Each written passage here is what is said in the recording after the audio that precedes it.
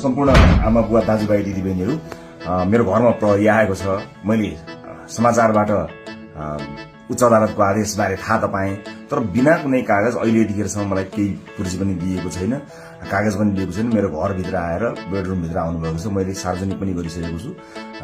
अब यसरी तैनाथ, उताबाट आदेशभन्दा पहिले तैनाथ हुने यो सबै चिजले एउटा ठूलो आशंका सृजना गरेको छ। मैले सम्मानित अदालतको आदेशलाई सधैँ मानेकै छु, कानूनलाई मानेकै छु। म पहिला पनि आफै उपस्थित हुन गएको हुँ, अहिले पनि सार्वजनिक गरेकै छु। तर यो राज्य आतंक, यो धरपकड ममाथि के कारणले भइरहेको छ मैले बुझ्न सकेको छैन। भोलिको चितवनको कार्यक्रमलाई निरन्तरता दिनु होला।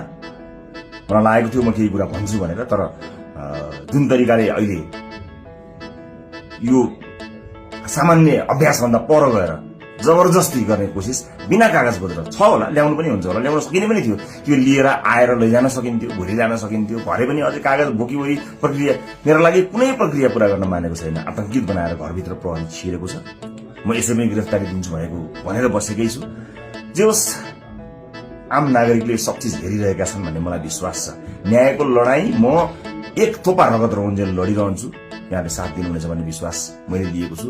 मैले कुनै गल्ती गरेको पनि छैन, कुनै अपराध गरेको पनि छैन, तर संसारकै सबैभन्दा ठूलो अपराधीलाई जस्तो ममाथि गरिएको यो व्यवहार आम जनताले हेरिरहेका छन् भन्ने मैले विश्वास लिएको छु। धेरै केही भन्दिनँ। म सम्मानित अदालतप्रति अझै पनि आशा र भरोसा राखेर कानूनी प्रक्रियामा सघाउनको लागि परिरहेको छु। यो दुनियाँका जति पनि न्यायालयका ढोकाहरू छन् ती सबै ढोका ढकढक्याउँछु आफ्नो न्यायको लागि। र मलाई थाहा छ यहाँहरूले सबै कुराको साक्षी बसेर हेरिरहनु भएको छ होला भन्ने मैले विश्वास लिएको छु। म यति जानकारी मैले दिनु उपयुक्त ठानेर मैले यो भिडियो रेकर्ड गराएको छु। चितवनमा जति पनि मेरा आदरणीय मतदाता आमा बुवा दाजुभाइ दिदीबहिनीहरू हुनुहुन्छ, भोलिको कार्यक्रम नरोक्नु होला। अन्य साथीहरू आउनुहुन्छ, उहाँहरूले कुराकानी गर्नुहुनेछ, निरन्तर चलिरहन्छ।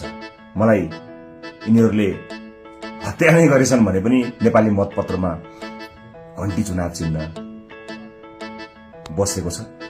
मलाई आशा छ यो एउटा आशा र भरोसाको आवाज हामीले बुलन्द पारिसकेका छौँ।